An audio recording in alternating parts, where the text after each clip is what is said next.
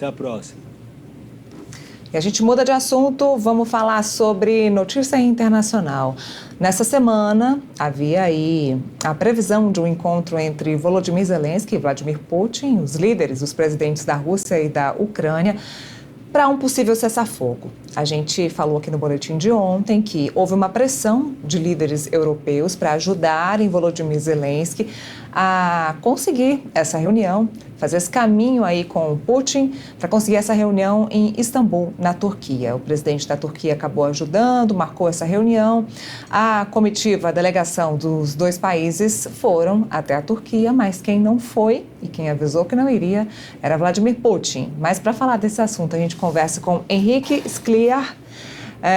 Ele é especialista em direito internacional. Henrique, muito boa tarde, seja bem-vindo ao Boletim. Boa tarde, pessoal. Boa tarde, Neila. Como vai? Tudo bem. Eu falei o seu sobrenome da forma correta? Falou. Tá correto. Scliar. Scliar. Henrique Scliar. Pois bem, estávamos falando aqui dessa tentativa frustrada de cessar fogo entre Ucrânia e Rússia. Vladimir Putin acabou dando para trás, não foi até Istambul, na Turquia, participar dessa reunião que já estava pré-marcada. Ele que mostrou um descontentamento com essa pressão da União Europeia por essa reunião específica. Conta pra gente, por favor, por quê? Qual é o motivo de Vladimir Zelensky, quais as possibilidades, os motivos que ele não participou desse encontro, então, marcado para essa quinta-feira? Pois esse não encontro, né, vamos dizer assim, gerou uma grande surpresa para a gente. Eu estou falando aqui dos Estados Unidos e acaba acompanhando muito o noticiário local. Tinha a expectativa, inclusive, aqui, de que esse encontro acontecesse e talvez até com uma participação indireta do presidente dos Estados Unidos, Donald Trump, e acabou não acontecendo. Bom, a gente está aqui acompanhando esse momento atual, a gente faz sempre projeções, imaginando o melhor possível, um acordo de paz, todo mundo na torcida para que esse conflito bélico termine o quanto antes, mas na prática o que está acontecendo é que ele vem se estendendo, né? Todos os momentos chaves dos últimos meses que ocorreu alguma aproximação de um acordo, foi dar um passo para frente, depois dois para trás, enfim, a gente está nessa indecisão. Eu acho, minha opinião aqui, que os Estados Unidos vai ter que ter uma participação mais ativa, inclusive, quem sabe um encontro do presidente Donald Trump com Putin, para que esse acordo seja feito. Foi, inclusive, o que disse o presidente norte-americano Donald Trump, que esse cessar-fogo só vai acontecer no momento que ele se reunir com Vladimir Putin.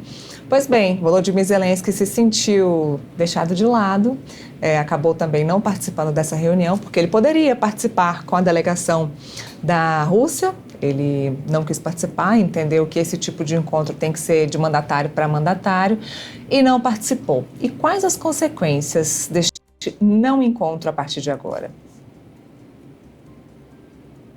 Fica uma situação meio nebulosa. Eu continuo na linha do presidente Donald Trump de que ele vai precisar ter precisa ter algum protagonista. A Rússia e a Ucrânia não estão se entendendo, não estão chegando no consenso, meses estão passando, vidas estão sendo perdidas e a guerra, às vezes, no momento, parece que não vai ter fim. Então, precisa ter uma participação ativa, imparcial, seja o bloco europeu, seja os Estados Unidos.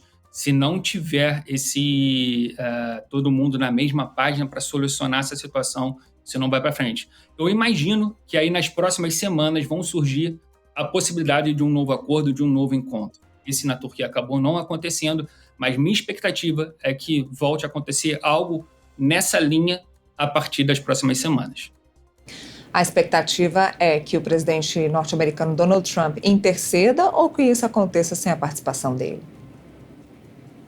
Eu acredito que ele vai ser necessário interceder nisso, sem sombra de dúvidas, mas com a ajuda do bloco europeu. Não existe, não vai ter uma possibilidade desse acordo partir da Rússia, da Ucrânia, está muito claro isso, já foram feitas algumas tentativas. Zelensky veio até a Casa Branca, uma situação até um pouco delicada ali, foi uma reunião que acabou não dando muito certo, mas vai ser necessário um novo encontro e eu apostaria, colocaria as minhas fichas isso acontecendo aí ao longo das próximas semanas com uma participação direta do presidente Donald Trump. Era uma promessa de campanha, na campanha aqui nos Estados Unidos ele falou muito sobre isso, que encerraria a guerra em 24 horas. Ele foi até questionado recentemente sobre essa promessa e ele disse que não, numa situação hipotética, não é bem assim. Ele gosta de exageros, obviamente ninguém conclui, acaba com uma guerra em 24 horas, mas era uma promessa de campanha e eu acho que isso vai bater na porta novamente para que ele tenha uma atitude proativa e protagonismo nesse acordo. Vamos ficar nessa torcida, né, para que realmente isso aconteça. Agora, Henrique, qual é o interesse dos países da União Europeia em encerrar logo esse cessar-fogo? É claro que uma guerra não é boa para ninguém, obviamente, mas a gente vê tanto interesse entre um país e outro, interesse também do próprio Donald Trump. Quais seriam os interesses da União Europeia para cessar logo essa guerra entre os dois países? É uma boa pergunta, um bom questionamento, mas a guerra realmente não é importante não é interessante para ninguém, muito menos para quem está próximo geograficamente daquela situação, né? Então, quando a gente está conversando sobre o bloco europeu, existe uma proximidade geográfica preocupante e a guerra, normalmente, como ela vai evoluindo, ela tem duas situações, ou chegam num acordo e acaba terminando essa guerra, ou ela vai escalando e a situação vai se agravando. Inclusive com participações de outros países, de um lado ou do outro, que ninguém tem esse interesse. Então, quando você olha do ponto de vista econômico, principalmente, a guerra é um problema para a Europa. Então, a França estava tentando liderar esse movimento, mas, enfim, todos os países do bloco europeu têm muita preocupação com uma possível escalada desse conflito bélico. Agora, incluindo mais um personagem nessa história, incluindo o presidente Lula, o que a gente pode tirar de conclusão dessa viagem do presidente Lula há pouco à Rússia? Ele que no passado, no início agora do mandato do governo Lula III, estava em cima do muro nessa questão guerra Rússia e Ucrânia e agora, pelo que me parece, escolheu um dos lados. Ou eu estou enganada? Parece que sim, parece que escolheu um dos lados. Mas foi uma viagem que teve um claro simbolismo diplomático e, no final, acabou tendo alguns avanços concretos, assinatura de acordos estratégicos e tudo mais. O ponto principal é que o contexto geopolítico hoje exige cautela, somente do Brasil, sobretudo diante desse cenário internacional que a gente vem conversando aqui hoje. Mas, de maneira objetiva, foram feitos 2 acordos importantes, um voltado para a ciência, tecnologia e inovação e outro para promover pesquisas conjuntas em áreas estratégicas.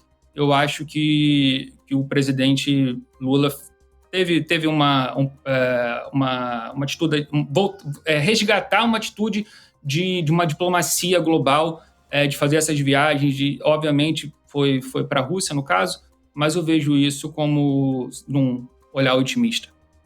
Indo para a Ásia agora, aproveitando o avião presidencial que saiu da Rússia para a China, o presidente Lula foi até a China para fechar novos acordos comerciais, mas para além disso, para falar inclusive de rede social, de TikTok. Isso causou uma grande polêmica, não pela importância da própria rede social ou de monitorar a internet e redes sociais, mas pela participação da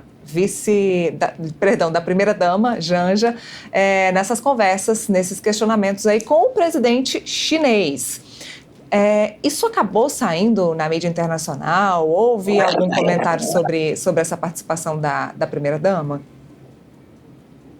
Engraçado que sim, teve alguns colegas americanos aqui nos Estados Unidos perguntando um pouco sobre isso. A primeira-dama tem um papel tão participativo, vamos dizer assim, nas viagens do presidente Lula. Assim, a gente fica um pouco sem saber muito o papel dela ali na prática, respondendo. Não é comum, inclusive, participar de reuniões estratégicas. Talvez seja uma situação que vai um pouco além da diplomacia. Enfim, realmente isso é questionado, isso surge chegou aqui nos Estados Unidos também, e é um tema bastante curioso que nós, como brasileiros, acabamos entendendo um pouco, mas ainda assim, realmente eu acho que vai um pouco além do que seria o razoável. Henrique, para nós encerrarmos, eu vou continuar na China, porque o ex-presidente Jair Bolsonaro acabou fazendo uma crítica ao presidente Lula, dizendo que ele está monopolizando o comércio brasileiro com a China e que isso seria um grande risco. Agora, ainda mais com os novos acordos comerciais que foram assinados. A gente pode ver isso como um monopólio mesmo, como um risco para o país? Não acredito que seja um risco para o país, não acredito que seja um monopólio. O presidente Lula participou do Fórum Brasil-China, né, e se reuniu com mais de 700 empresários, autoridades chinesas, e tiveram alguns resultados concretos, anúncio de investimento na casa dos 27 bilhões de reais, estimativa de mais de 125 mil empregos diretos e indiretos em alguns projetos. Então, assim, a gente precisa considerar a China como um parceiro comercial super importante, tem um peso fundamental no mundo e independente do lado político, seja direita, esquerda, presidente atual ou ex-presidente, o Brasil precisa ter um protagonismo dentro dessa diplomacia e fazer acordos, sim, com a China, fazer acordos com a Rússia, e a gente torce para que, num futuro próximo, tenha a possibilidade de fazer acordos com os Estados Unidos também, chegar num consenso em relação às tarifas. Então, eu não vejo por esse lado, não acredito num monopólio, e acho que nem existe espaço para monopólio hoje, no momento atual. Então, ao mesmo tempo, não pode deixar de fazer um acordo, de fazer uma viagem diplomática num grande parceiro comercial. Maravilha, parcerias políticas e comerciais explicadas neste momento por Henrique Sclia. Henrique, muito obrigada pela participação aqui com a gente no Boletim. Obrigado, foi um prazer.